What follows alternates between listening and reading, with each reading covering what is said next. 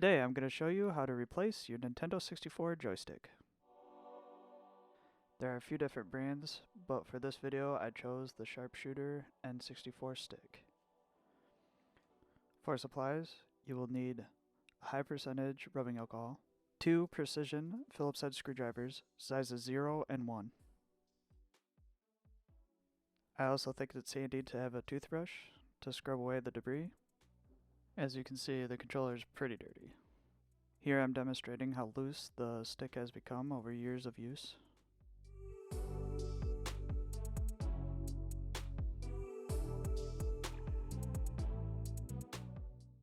Other than that, the controller looks pretty good.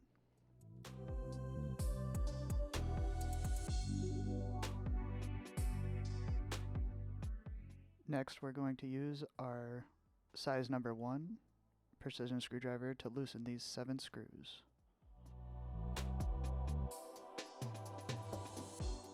There are 2 more screws that we have to get to. They're right next to the port for the memory card. You'll have to use the size 0 precision screwdriver.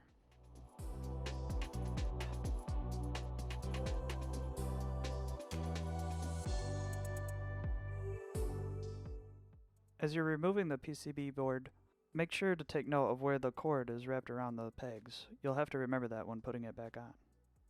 Now I'll use the size 0 precision screwdriver to loosen the 3 silver screws. Do not loosen the black screw.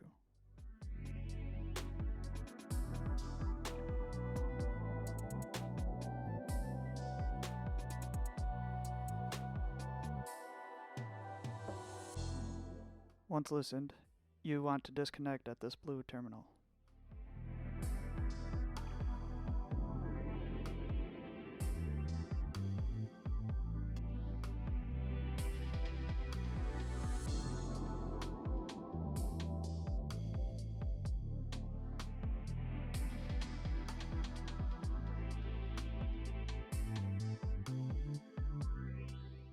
Be careful not to lose any screws when taking it out.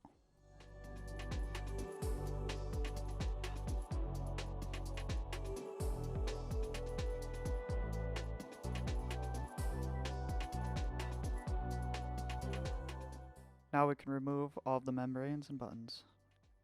Don't worry about their placement within the controller. There's little pegs and they can only fit in one way.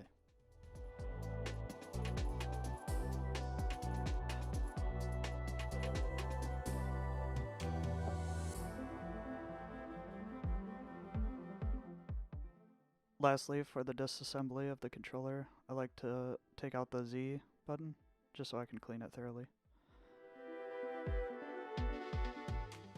Now that we have our controller taken apart, we can start to clean it.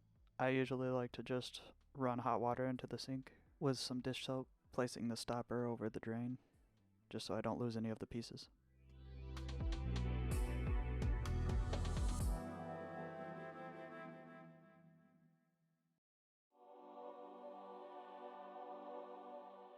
This is where I use the toothbrush to scrub away any of the dirt and grime. I like to soak the screws in some soapy water just to get rid of the dirt and buildup. Once cleaned, I let them dry on a paper towel. I also like to use Mr. Clean Magic erasers on any areas that are hard to get off. You can see in this close-up an area where the magic eraser would work to take off this marring. For any areas that are hard to reach, I just dip a Q-tip in some rubbing alcohol and rub it around the area. I also like to take a Q-tip with rubbing alcohol on it and go over the contacts just to make sure they have a good connection and clean up the PCB board a little bit. I also like to clean up the memory card port. The cord for this controller is really dirty. I just like to take rubbing alcohol, put it on a piece of paper towel, and run it down the cord. Now that we have everything cleaned, we can start to put the controller back together. I start with the Z button.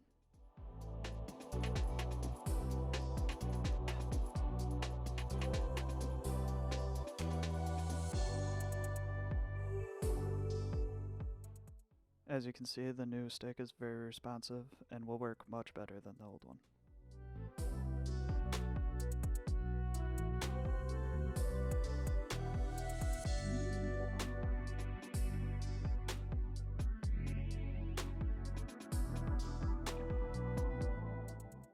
Once the new stick is securely in place, you can put the Z PCB board back in place along with its membrane.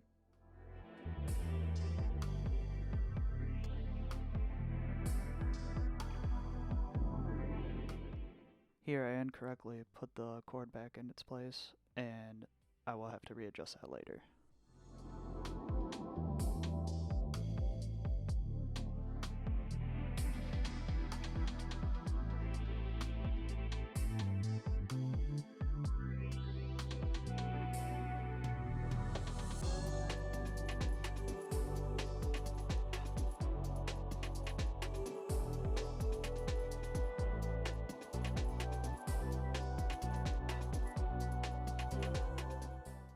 Once the new stick is plugged into its terminal and all of the button membranes are in the right place, you can return the right and left bumper pieces. At this step, you can check to see if the controller was put back correctly, and in this case it's not.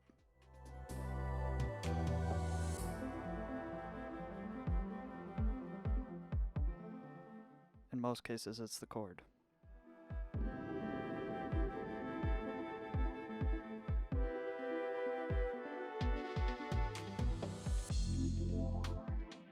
This is how the cord should sit in the controller.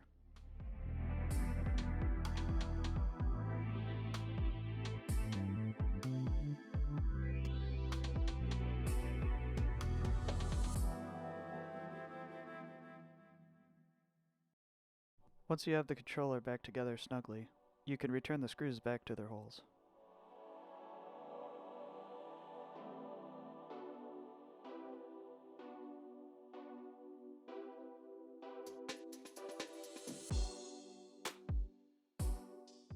You can already tell how much better it is. In the final test, we'll be trying it out on a game.